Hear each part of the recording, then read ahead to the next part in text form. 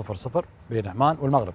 فهد بشكل سريع لو سمحت الشوط الثاني. بشكل سريع خالد، نفس ما توقعت في تنظيم المنتخب العماني، والاغرب من هذا خالد تصريح كرش يقول تحسنا في الشوط الثاني رغم النقص العددي في بدايه الشوط الثاني دقيقه 53، المنتخب المغربي اصلا بادر وكان اقرب في انه يطلع لمناطق اعلى ولعب في مهاجمين، وهذه جرأة تحسب للجهاز الفني المغربي، لكن بشكل عام اعتقد ان المنتخب العماني لا يستحق الفوز في مباراة اليوم.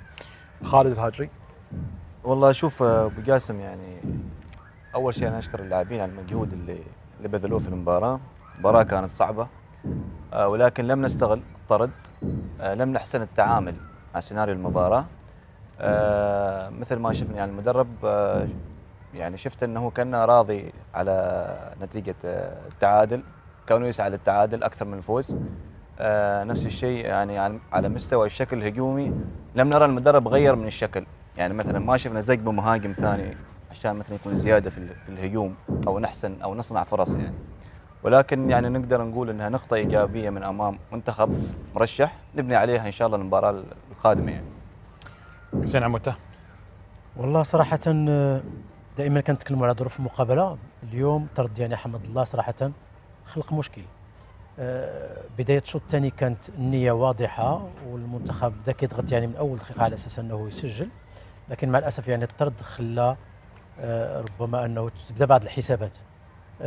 شجاعه المدرب السكيتيوي خلاته انه يقحم 2 يعني مهاجمين، وهذا بحثا منه دائما ونيه منه على انه يبحث على تخليص المقابله لصالحه، لكن مع الاسف يعني اللاعبين يعني ما استطاعوش انهم يسجلوا. في ظل استغراب هو انه يعني المنتخب العماني صراحه لم ينتفض ولم يبحث على ال3 نقاط. يعني احنا انتظرنا تقريبا الدقه 94 باش نشوفوا يعني اول توغل داخل 18 ورفعه يعني ابعدت من طرف يعني اللاعبين او المدافعين المغاربه. انا تنظن انه نقطه ايجابيه بالنسبه للمنتخب المغربي نظرا للظروف والطرد. حد اوفر ان شاء الله في المقابله يعني هذه القادمه، وانا صراحه اتمنى ان تكون يعني المقابله القادمه يعني خاصه انه الخصم سيكون المنتخب السعودي، ستكون يعني في المستوى يعني العالي من ناحيه الاداء ومن ناحيه يعني خاصه يعني الهجوم نشوفوا اهداف ان شاء الله.